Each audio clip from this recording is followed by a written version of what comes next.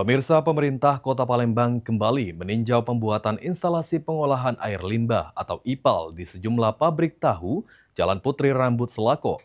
Peninjauan dilakukan untuk memastikan pelaku usaha menindaklanjuti arahan pemerintah dalam pengelolaan limbah.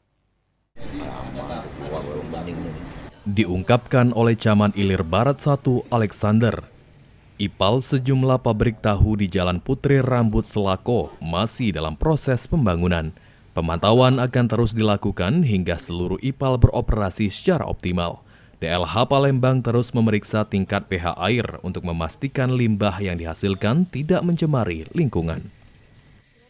Sudah ada kemajuan signifikan terkait dengan pembuatan maupun perbaikan IPAL untuk para pengusaha limbah tahu ini. Sementara itu, salah satu pengusaha tahu, Ateng, mengaku menyelesaikan pembangunan IPAL sesuai arahan pemerintah. Ini DLHK dari pemerintah, kita sudah melaksanakan, sudah bikin IPAL, dan mudah-mudahan tidak ada lagi keluhan dari masyarakat. Pemerintah menargetkan pembangunan IPAL dapat segera rampung agar limbah hasil produksi tahu dapat dikelola dengan baik.